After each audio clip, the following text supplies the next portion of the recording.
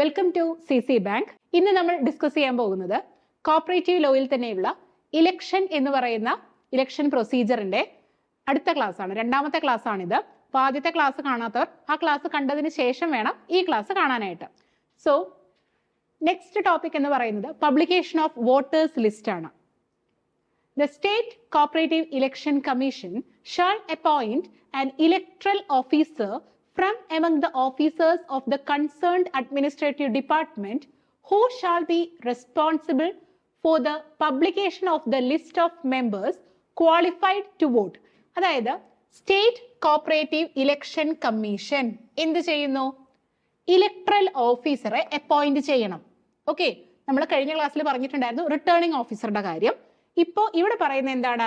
Electoral ഓഫീസറെയാണ്. Electoral ഓഫീസറെ appoint ചെയ്യുന്നത് state cooperative election commission തന്നെയാണ്. എവിടെ നിന്നുള്ള ഓഫീസറാണ്? അഡ്മിനിസ്ട്രേറ്റീവ് ഡിപ്പാർട്ട്മെന്റിൽ നിന്നുള്ള ഓഫീസറാണ്. ഹൂ ഷാൾ ബി റെസ്പോൺസിബിൾ, അദ്ദേഹത്തിന്റെ ചുമതല എന്താണ്? അദ്ദേഹത്തിന്റെ ആരുടെ? ഇലക്ട്രൽ ഓഫീസറുടെ ചുമതല എന്താണ്? Publication of the list of members qualified to vote at the election in accordance with the provisions of the Act, rules and bylaws as stood on a date 60 days prior to the date fixed for the poll. ഇത് വലിയൊരു sentence ആണ്, പക്ഷെ നമ്മൾ ഇതിനെ split ചെയ്തിട്ട് മനസ്സിലാക്കിയാൽ മതി. അപ്പൊ നിങ്ങൾക്ക് എളുപ്പമായിരിക്കും. അപ്പൊ എന്റെ കൂടെ തന്നെ നിൽക്കുക, കൂടെ തന്നെ ഇത് മനസ്സിലാക്കി പോവുക. ഓക്കെ, യെസ്, നോക്കുക. അപ്പൊ state cooperative election commission electoral ഓഫീസറെ അപ്പോയിന്റ് ചെയ്യുന്നു. എന്തിൽ നിന്നും? കൺസേൺഡ് അഡ്മിനിസ്ട്രേറ്റീവ് ഡിപ്പാർട്ട്മെന്റിൽ നിന്നും. അദ്ദേഹത്തിന്റെ റെസ്പോൺസിബിലിറ്റി എന്താണ്? അതാണ് ഇവിടെ പറഞ്ഞിട്ടുള്ളത്. Publication of the list of members qualified to vote. അതായത് ഈ എലക്ഷനിൽ വോട്ട് ചെയ്യേണ്ട അംഗങ്ങളുണ്ടല്ലോ, അംഗങ്ങൾക്കാണല്ലോ വോട്ടിംഗ് റൈറ്റ് ഉള്ളത്. 1 man 1 vote എന്നൊക്കെ നമുക്ക് അറിയുന്ന കാര്യങ്ങളാണ് അല്ലെ. അപ്പോ ഈ മെമ്പേഴ്സിനുള്ള ഏതൊക്കെ മെമ്പേഴ്സിന് വോട്ട് ചെയ്യാനുള്ള അവകാശമുണ്ട്, അവരുടെ ഒരു ലിസ്റ്റ് ആരാണ് പബ്ലിഷ് ചെയ്യുന്നത്? ഇലക്ട്രൽ ഓഫീസർ പബ്ലിഷ് ചെയ്യും. മനസ്സിലായോ? ഇതാണ് അദ്ദേഹത്തിന്റെ റെസ്പോൺസിബിലിറ്റി എന്ന് പറയുന്നത്. Qualified to vote at the election എന്തിനനുസരിച്ച്? Provisions of act, rule, bylaw അല്ലെ. ആക്ടും റൂളും ബൈലോനും വിധേയമായിട്ട് അതിലുള്ള പ്രൊവിഷൻസിനനുസരിച്ച് ഏതൊക്കെ മെമ്പേഴ്സിന് വോട്ടിംഗ് റൈറ്റ് ഉണ്ട് എന്നതിന്റെ ആ മെമ്പേഴ്സിന്റെ ഒരു ലിസ്റ്റ് ഇലക്ട്രൽ ഓഫീസർ തയ്യാറാക്കും. Okay, yes. ഈ പോൾ ഫിക്സ് ചെയ്യുന്ന, അതായത് പോൾ എന്ന് പറഞ്ഞു കഴിഞ്ഞാൽ ഇലക്ഷൻ ഡേറ്റ് ഉണ്ടല്ലോ, ആ ഇലക്ഷൻ ഡേറ്റിന്റെ 60 days മുന്നേ ആയിട്ട്, okay, 60 days prior to the date fixed for the poll. മനസ്സിലായോ? അപ്പൊ ഇവിടെ ശ്രദ്ധിക്കേണ്ട ഒരു ഇമ്പോർട്ടന്റ് ആയിട്ടുള്ള പോയിന്റ്, ഈ ഒരു 60 days ആണ് ഇലക്ഷന് 60 ദിവസം മുന്നേ എന്നുള്ള ഈ ഒരു 60 days എന്നുള്ള ടേം പ്രത്യേകം ഓർത്തു വെക്കുക. പിന്നെ ഇലക്ട്രൽ ഓഫീസർ ആണ് എന്ത് ചെയ്യുന്നത്? എലിജിബിൾ ആയിട്ടുള്ള വോട്ടേഴ്സിന്റെ ലിസ്റ്റ് പബ്ലിഷ് ചെയ്യുന്നത്. അതിന്റെ ചുമതലയും ഇലക്ട്രൽ ഓഫീസർക്കാണ്. അപ്പോൾ നിങ്ങൾക്ക് പൊതുവെ ഒരു സംശയം വരാൻ സാധ്യത, ഇങ്ങനെ റിട്ടേണിംഗ് ഓഫീസറെ കുറിച്ച് പറയും, ഇലക്ട്രൽ ഓഫീസറെ കുറിച്ച് പറയും അല്ലെ, പിന്നെ ഈ പറഞ്ഞ പോലെ കുറച്ച് ഡേയ്സ്, പിന്നെ ചില ഫോം നമ്പറുകൾ, ഇതൊക്കെയാണ് പൊതുവെ ഒരു കൺഫ്യൂഷൻ വരിക. അപ്പൊ അതുകൊണ്ട് തന്നെ കൃത്യമായിട്ട് ശ്രദ്ധിച്ച് മനസ്സിലാക്കി പോവുക. ഓക്കെ, ഞാൻ ഫസ്റ്റത്തെ ക്ലാസ്സിൽ പറഞ്ഞ പോലെ തന്നെ കോപ്പറേറ്റീവ് ലോ പഠിക്കുന്ന സമയത്ത് കൃത്യമായിട്ടൊരു നോട്ട് ഉണ്ടായിരിക്കണം. ആ നോട്ടിൽ ഏതാണ് റൂള്, ആ റൂള്, സെക്ഷൻ, കാര്യങ്ങൾ എഴുതി വെക്കുക. ശേഷം ഈ പറയുന്ന ആ റൂളിൽ അല്ലെങ്കിൽ സെക്ഷനിൽ പറഞ്ഞിട്ടുള്ള കാര്യം അതേപോലെ തന്നെ കൃത്യമായിട്ട് വായിച്ച് മനസ്സിലാക്കുക. ഒരു പ്രാവശ്യമെങ്കിലും 1 or 2 പ്രാവശ്യം വായിക്കുക. വായിച്ചതിന് ശേഷം കണ്ടോ, ഇതിൽ നിന്ന് ഇപ്പൊ നമുക്ക് എത്ര പോയിന്റുകൾ കിട്ടി? ഒരു 3-4 പോയിന്റ് കിട്ടിയില്ലേ? ആ 4 പോയിന്റുകൾ കൃത്യമായിട്ട് നിങ്ങൾക്ക് മനസ്സിലാകുന്ന ഇംഗ്ലീഷിലോ മലയാളത്തിലോ എങ്ങനെയാണ് നിങ്ങൾക്ക് വായിച്ചാൽ മനസ്സിലാവുമെങ്കിൽ അങ്ങനെ എഴുതി വെക്കുക. ഓക്കെ, പിന്നെ ഡേയ്സിന്റെ കാര്യം വരുമ്പോൾ അതൊന്ന് ഹൈലൈറ്റ് ചെയ്ത് വെക്കുക. ഒരു ഹൈലൈറ്റർ യൂസ് ചെയ്ത് അത് ഹൈലൈറ്റ് ചെയ്ത് വെക്കുക. ഇത് എന്ത് ചെയ്യുക? റിവിഷൻ ചെയ്യുക. ഇങ്ങനെ റിവിഷൻ ചെയ്യുന്ന സമയത്ത് പിന്നെ നിങ്ങൾക്ക് ഈ ഹൈലൈറ്റ് ചെയ്ത് വെച്ചിട്ടുള്ള കാര്യങ്ങൾ ഒക്കെ മാത്രം, ഈ പോയിന്റുകൾ മാത്രം പിന്നെ ഓടിച്ചൊന്ന് വായിച്ചാൽ മതി. ഓക്കെ, ആ ഒരു രീതിയിലാണ് നമ്മൾ ലോനെ സമീപിക്കേണ്ടത്. അപ്പോൾ ഒരിക്കലും റാൻഡം ആയിട്ട് അവിടുന്നും ഇവിടുന്നും ലോ ഇങ്ങനെ പെറുക്കി പഠിക്കാൻ നിൽക്കരുത്. സിസ്റ്റമാറ്റിക് ആയിട്ട് കൃത്യമായിട്ട് സെക്ഷനുകളും റൂളുകളും മനസ്സിലാക്കി, കൺസെപ്റ്റുകൾ മനസ്സിലാക്കിയിട്ട് പഠിച്ചു പോവുക. അങ്ങനെയാണെങ്കിൽ ലോ പിന്നെ നമ്മൾ മറക്കില്ല. റിവിഷൻ ചെയ്യേണ്ട ഒരു ആവശ്യം മാത്രമേ പിന്നെ വരുള്ളൂ. ഓക്കെ അല്ലേ? യെസ്. സോ ഇതാണ് പബ്ലിക്കേഷൻ ഓഫ് വോട്ടേഴ്സ് ലിസ്റ്റ് എന്ന് പറയുന്നത്.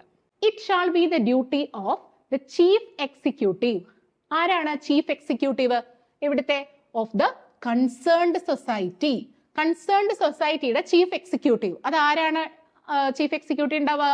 അവിടുത്തെ സെക്രട്ടറി അല്ലെ? അദ്ദേഹത്തിന്റെ ചുമതലയാണ് എന്ത്? Prepare, update the list as per the rules and submit voters list duly approved by the committee to the electoral officer within 35 days prior to the date fixed for the election. കണ്ടോ? അതായത് chief എക്സിക്യൂട്ടീവിന്റെ ചുമതല എന്താണ് എന്നാണ് ഈ ഭാഗത്ത് പറയുന്നത്. Duty of chief executive. Chief എക്സിക്യൂട്ടീവിന്റെ ചുമതലയാണ് ഇവിടെ പറയുന്നത്. എന്തൊക്കെയാന്ന് ശ്രദ്ധിക്കാം. ഒന്ന്, പ്രിപ്പയർ ചെയ്യണം. എന്താ പ്രിപ്പയർ ചെയ്യേണ്ടത്? വോട്ടേഴ്സ് ലിസ്റ്റ് ആണ് പ്രിപ്പയർ ചെയ്യേണ്ടത്. ഈ വോട്ടേഴ്സ് ലിസ്റ്റ് പ്രിപ്പയർ ചെയ്ത് ആ ലിസ്റ്റിൽ ആവശ്യമായ അപ്ഡേഷൻസ് വരുത്തി, അപ്ഡേറ്റ് ദ ലിസ്റ്റ് അല്ലെ? എന്തിനനുസരിച്ച്? നിലനിൽക്കുന്ന റൂൾസിന് വിധേയമായിക്കൊണ്ട് അത് അപ്ഡേറ്റ് ചെയ്ത് ആ വോട്ടേഴ്സ് ലിസ്റ്റ് ആർക്ക് സമർപ്പിക്കണം? കമ്മിറ്റി. കമ്മിറ്റി കണ്ടോ? കമ്മിറ്റി, മാനേജ്മെന്റ് കമ്മിറ്റിക്ക് സമർപ്പിക്കണം. ആ മാനേജ്മെന്റ് കമ്മിറ്റി അത് അപ്രൂവ് ചെയ്യണം.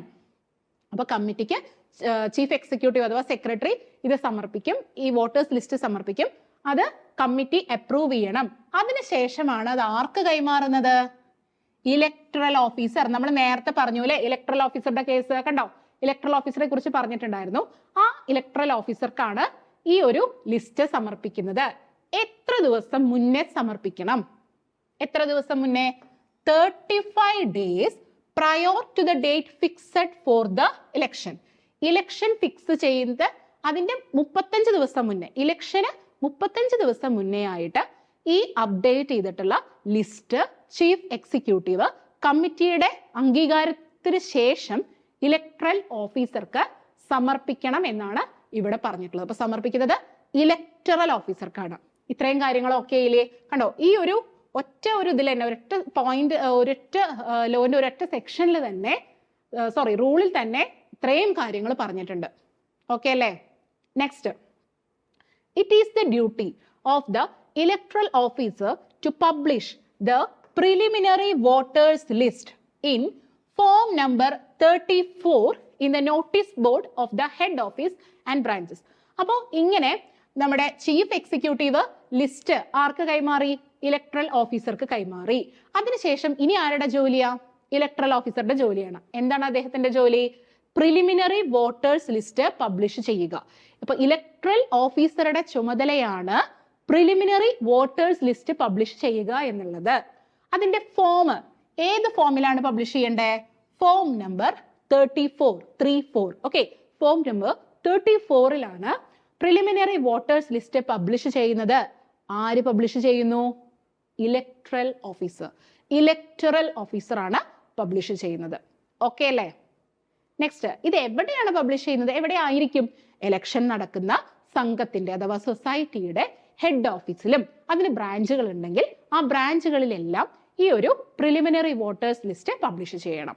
അപ്പൊ ഇത്രയും കാര്യങ്ങളാണ് ഈ ഒരു ഭാഗത്ത് നമ്മൾ ഡീൽ ചെയ്തത്. പബ്ലിക്കേഷൻ ഓഫ് വോട്ടേഴ്സ് ലിസ്റ്റിൽ പ്രധാനമായിട്ടും വരുന്ന കാര്യങ്ങൾ, ഒന്ന് ഇലക്ടറൽ ഓഫീസറിനെ ആര് അപ്പോയിന്റ് ചെയ്യണം എന്ന കാര്യം സ്റ്റേറ്റ് കോപ്പറേറ്റീവ് ഇലക്ഷൻ കമ്മീഷൻ ആണ്. ഇനി എവിടെ നിന്നാണ് അദ്ദേഹത്തെ അപ്പോയിന്റ് ചെയ്യുന്നത്? കൺസേൺഡ് അഡ്മിനിസ്ട്രേറ്റീവ് ഡിപ്പാർട്ട്മെന്റിൽ നിന്നുള്ള ഒരു ഓഫീസർ ആയിരിക്കും ഇലക്ടറൽ ഓഫീസർ. ഇനി അദ്ദേഹത്തിന്റെ റെസ്പോൺസിബിലിറ്റി എന്താണ്? Publication of list of members qualified to vote at the election in accordance with the provisions of the act rules and bylaws അല്ലെ? യെസ്. അപ്പോ ഇലക്ഷന് മുന്നേ ആരൊക്കെയാണോ ക്വാളിഫൈഡ് ആയിട്ടുള്ളത്, 60 days പ്രയോർ ആയിട്ട് ആരൊക്കെയാണോ ക്വാളിഫൈഡ് ആയിട്ട് നിൽക്കുന്നത് അവരുടെ വോട്ടേഴ്സ് ലിസ്റ്റ്, അങ്ങനെയുള്ള ആളുകളുടെ മെമ്പേഴ്സിന്റെ ഒരു വോട്ടേഴ്സ് ലിസ്റ്റ് പബ്ലിഷ് ചെയ്യേണ്ട ചുമതല ഇലക്ടറൽ ഓഫീസർക്കാണ്. ഈ കാര്യം പറഞ്ഞു. ഇനി അദ്ദേഹത്തിന് അങ്ങനെ ഒരു ലിസ്റ്റ് പബ്ലിഷ് ചെയ്യണമെങ്കിൽ അതിന് ഹെൽപ്പ് ചെയ്യേണ്ടത് ആരായിരിക്കും? ആ സംഘത്തെ കുറിച്ച് ഏറ്റവും നന്നായിട്ട് അറിയാവുന്നത് ആ സംഘത്തിന്റെ ചീഫ് എക്സിക്യൂട്ടീവ് ആയിട്ടുള്ള സെക്രട്ടറിക്ക് ആയിരിക്കും. അപ്പൊ ചീഫ് എക്സിക്യൂട്ടീവിന്റെ ഡ്യൂട്ടിയാണ് ഈ ലിസ്റ്റ് പ്രിപ്പയർ ചെയ്ത് ആ ലിസ്റ്റ് അപ്ഡേറ്റ് ചെയ്ത് കമ്മിറ്റിയുടെ എന്തിനു ശേഷം? അപ്രൂവലിന് ശേഷം ഇത് ഇലക്ടറൽ ഓഫീസർക്ക് സമർപ്പിക്കുക എന്നുള്ളത്. ഓക്കെ, എത്ര ദിവസം മുന്നേ സമർപ്പിക്കണം എന്ന് ഇവിടെ പറഞ്ഞു. Within 35 days prior to the date fixed for election. 35 days. Okay, അപ്പൊ ഈ ഡേയ്സിന്റെ കാര്യങ്ങളൊക്കെ ഒന്ന് ഹൈലൈറ്റ് ചെയ്തിട്ട് തന്നെ പഠിക്കുക. അതിനുശേഷം നമ്മൾ പറഞ്ഞു ഇലക്ട്രൽ ഓഫീസറുടെ ചുമതലയാണ് ഫോം നമ്പർ 34-ൽ എന്ത് പബ്ലിഷ് ചെയ്യേണ്ടത്? പ്രിലിമിനറി വോട്ടേഴ്സ് ലിസ്റ്റ് പബ്ലിഷ് ചെയ്യേണ്ടത്. എവിടെ? ഹെഡ് ഓഫീസിലും ബ്രാഞ്ചുകളിലും. ഇത്രയും പോയിന്റുകൾ ഓക്കെ അല്ലേ? Okay, next. ഇനി ഇങ്ങനെ പബ്ലിഷ് ചെയ്തു. അപ്പോൾ സ്വാഭാവികമായിട്ട് ഒരു വോട്ടേഴ്സ് ലിസ്റ്റ് പബ്ലിഷ് ചെയ്യുമ്പോൾ ചില ആളുകൾക്ക് ചിലപ്പോൾ അതിൽ ചില മെമ്പേഴ്സിന്, സൊസൈറ്റിയിലെ ചില മെമ്പേഴ്സിന് ചിലപ്പോൾ വോട്ടിംഗ് റൈറ്റ് ഉണ്ടാവണം എന്നില്ല, പല കാരണങ്ങൾ കൊണ്ട് അല്ലെ. അവിടുത്തെ നിലനിൽക്കുന്ന ബൈലോനും ആക്ടിനും റൂളിനൊക്കെ വിധേയപ്പെട്ടുകൊണ്ടാണല്ലോ വോട്ടേഴ്സ് ലിസ്റ്റ് പബ്ലിഷ് ചെയ്യുന്നത്. അപ്പൊ എന്തെങ്കിലും ഒബ്ജെക്ഷൻ ഉണ്ടെങ്കിൽ മെമ്പേഴ്സിന് ഈ ഒരു വോട്ടേഴ്സ് ലിസ്റ്റിൽ എന്തെങ്കിലും ഒബ്ജെക്ഷൻ ഉണ്ടെങ്കിൽ ഉള്ള കാര്യങ്ങളാണ് ഇവിടെ പറയുന്നത്. If there are any objections, the voters list within 7 days of publication and publish final voters list in form number 35 within 20 days prior to the date fixed for the poll. നോക്കൂ, ഈ സെന്റൻസിൽ എന്താ പറയുന്നത്? എന്തെങ്കിലും ഒബ്ജെക്ഷൻ ഉണ്ടെങ്കിൽ, എന്തിൽ objection ഉണ്ടെങ്കിൽ? നമ്മുടെ voters list, preliminary voters ലിസ്റ്റിന്റെ കാര്യത്തിൽ എന്തെങ്കിലും ഒബ്ജെക്ഷൻ ഉണ്ടെന്നുണ്ടെങ്കിൽ വിതിൻ 7 days ഓഫ് പബ്ലിക്കേഷൻ, ഈ ലിസ്റ്റ് പ്രസിദ്ധീകരിച്ച് 7 ദിവസത്തിനുള്ളിൽ, കണ്ടോ 7 ദിവസമാണ് കേട്ടോ, ശ്രദ്ധിക്കണം, 7 ദിവസത്തിനുള്ളിൽ ഒബ്ജെക്ഷൻ ഉണ്ടെങ്കിൽ എന്ത് ചെയ്യണം? And publish final voters list in form number 35 within 20 days prior to the date fixed for the poll. Okay, അപ്പോൾ ഒബ്ജെക്ഷൻ ഉണ്ടെന്നുണ്ടെങ്കിൽ അത് 7 ദിവസത്തിനുള്ളിൽ അറിയിക്കണം. അതാണ് ഒന്നാമത്തെ പോയിന്റ്. എന്തെങ്കിലും ഒബ്ജെക്ഷൻ ഉണ്ടെങ്കിൽ അത് പബ്ലിഷ് ചെയ്ത് 7 ദിവസത്തിനുള്ളിൽ കൺസേൺഡ് ആയിട്ടുള്ള അതോറിറ്റീനെ അറിയിക്കണം. അതിനുശേഷം എന്താണ്? ഫൈനൽ വോട്ടേഴ്സ് ലിസ്റ്റ് അല്ലെ. അപ്പൊ ആദ്യം പ്രിലിമിനറി വോട്ടേഴ്സ് ലിസ്റ്റ് പറഞ്ഞു, പിന്നെ ഒബ്ജെക്ഷനൊക്കെ ശേഷം അതൊക്കെ തീർത്തതിന് ശേഷം ഒരു ഫൈനൽ വോട്ടേഴ്സ് ലിസ്റ്റ് ഉണ്ടാവുമല്ലോ. ആ final voters list form number 35-ൽ, ഫോം നമ്പർ 35-ൽ എന്ത് ചെയ്യണം? എലക്ഷന് അഥവാ പോളിന് 20 ദിവസം മുന്നേ ആയിട്ട് പബ്ലിഷ് ചെയ്യണം എന്നാണ് പറയുന്നത്. Within 20 days prior to the date fixed for the poll. അപ്പൊ പോളിന് 20 ദിവസം മുന്നേ ആയിട്ട് ഇത് പബ്ലിഷ് ചെയ്യണം. എന്ത് പബ്ലിഷ് ചെയ്യണം? ഫൈനൽ വോട്ടേഴ്സ് ലിസ്റ്റ് പബ്ലിഷ് ചെയ്യണം. ഇത്രയും കാര്യമാണ് ഇവിടെ പറഞ്ഞിട്ടുള്ളത് കേട്ടോ. The final voters list so prepared should be published in the head office and branches of the concern society. അത് പിന്നെ നമുക്ക് അറിയുന്ന കാര്യമാണ്. അങ്ങനെ ഒരു ഫൈനൽ വോട്ടേഴ്സ് ലിസ്റ്റ് ഉണ്ടാക്കി കഴിഞ്ഞാൽ അത് പിന്നെ ആ സംഘത്തിന്റെ ഹെഡ് ഓഫീസിലും ബ്രാഞ്ചുകളിലൊക്കെ എന്ത് ചെയ്യണം? അത് പബ്ലിഷ് ചെയ്യണം. അപ്പൊ ഇത്രയും കാര്യങ്ങളൊക്കെ അല്ലേ. പ്രിലിമിനറി വോട്ടേഴ്സ് ലിസ്റ്റിന്റെ കാര്യം പറഞ്ഞു, അതിനുശേഷം ഒബ്ജെക്ഷൻസ് ഉണ്ടെങ്കിൽ അത് 7 ദിവസത്തിനുള്ളിൽ അറിയിക്കണം എന്ന് പറഞ്ഞു. ശേഷം final voters list form number 35-ൽ 20 ദിവസം മുന്നേ, ഓക്കെ, പോളിന് 20 ദിവസം മുന്നേ ആയിട്ട് പബ്ലിഷ് ചെയ്യണം. അപ്പൊ ഇതിൽ ഈ മറക്കാൻ സാധ്യത ഈ ഫോം നമ്പേഴ്സും അതുപോലെ ഡേയ്സ് തുടങ്ങിയ കാര്യങ്ങൾ, പിന്നെ എന്താന്ന് വ്യക്തമായിട്ട് മനസ്സിലാക്കുക. എന്തിനാണ് ഇത്ര ദിവസം? ഓക്കെ, അത് മനസ്സിലാക്കിയിട്ട് തന്നെ പഠിക്കുക. അടുത്ത point, the chief executive of the society is responsible for the issue of identification cards to the members. Okay, അപ്പോൾ സ്വാഭാവികമായിട്ട് ഇപ്പോൾ ഫൈനൽ വോട്ടേഴ്സ് ലിസ്റ്റും എല്ലാം പ്രസിദ്ധീകരിച്ചു. ഇനി വോട്ട് ചെയ്യണം എന്നുണ്ടെങ്കിൽ എന്ത് വേണം? ആ സംഘത്തിന്റെ മെമ്പർ ആണ് എന്ന് കാണിക്കുന്ന ഒരു ID കാർഡ് ഉണ്ടാവണമല്ലോ അല്ലെ. ID കാർഡിനെ കുറിച്ചൊക്കെ നമ്മൾ ലോയിൽ കൃത്യമായിട്ട് കാര്യങ്ങൾ പറയുന്നുള്ളതാണ്.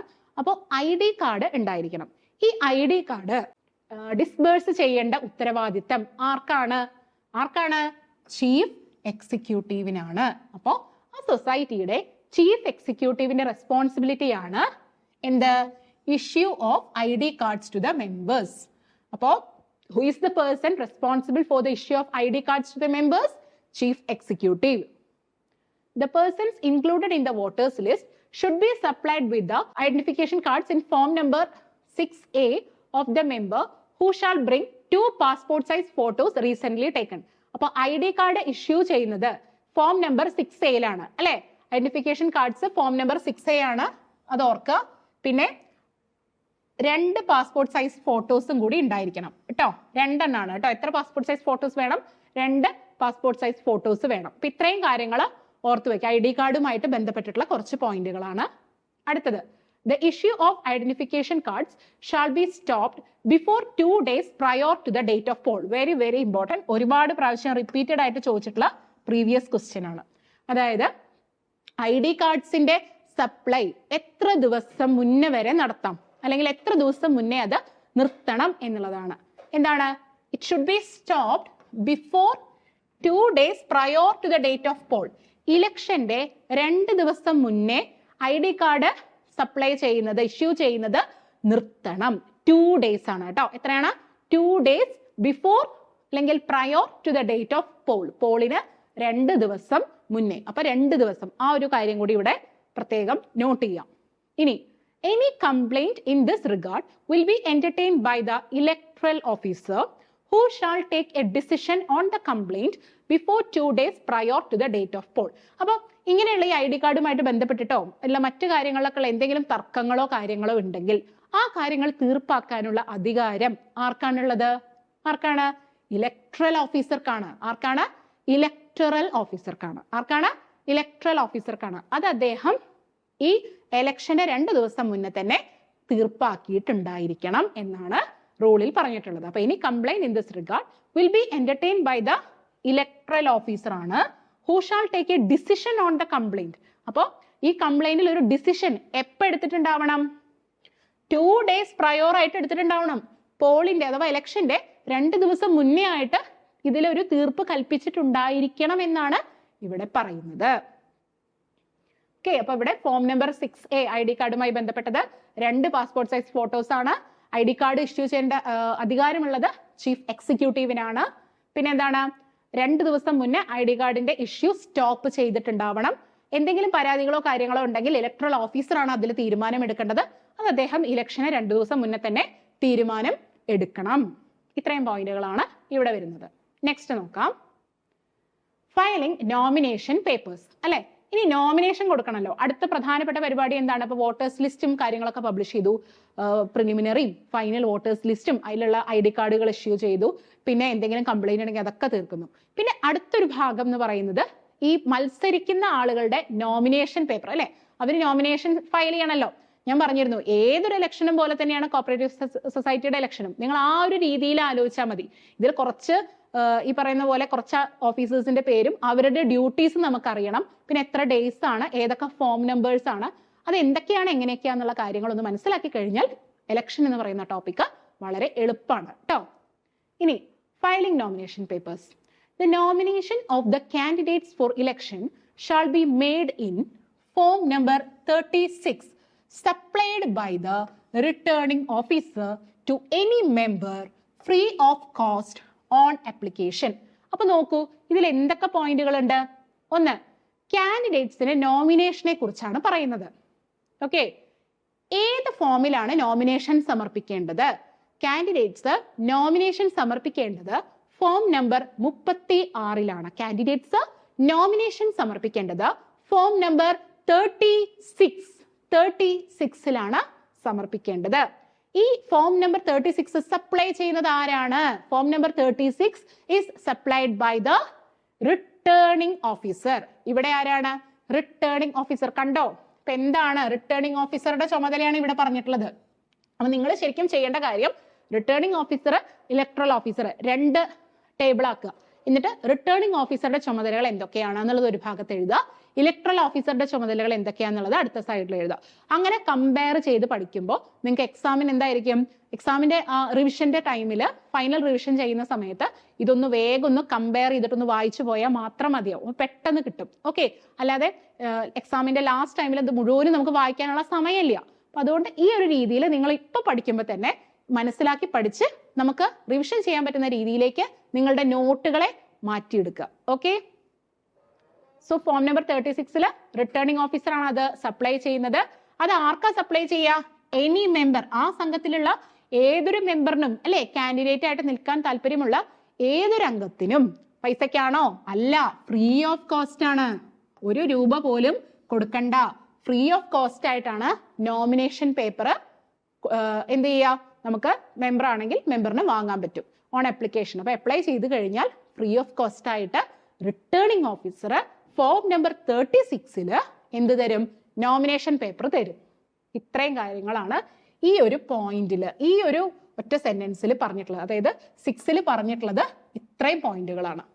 Okay, next, every nomination paper shall be signed by 2 members whose names are included in voters list. Okay, ഈ നോമിനേഷൻ പേപ്പറിൽ എത്ര പേര് ഒപ്പിടണം എന്നുള്ളതാണ് പറയുന്നത്. 2 മെമ്പേഴ്സ് വേണം ഇതിൽ ഒപ്പിടാനായിട്ട്. അവരുടെ പേര് വോട്ടേഴ്സ് ലിസ്റ്റിൽ ഉണ്ടായിരിക്കണം. അതിൽ ഒരാൾ ആരായിരിക്കണം? പ്രപ്പോസറും ഒരാള് സെക്കൻഡറും ആയിരിക്കണം. ഒരാൾ പ്രപ്പോസറും ഒരാൾ സെക്കൻഡറും ആയിരിക്കണം. അപ്പോൾ ഫയലിംഗ് ഓഫ് നോമിനേഷൻ പേപ്പേഴ്സ് എന്ന് പറയുന്നതാണ് ഇപ്പോൾ ഉള്ള ഘട്ടം എന്ന് പറയുന്നത്.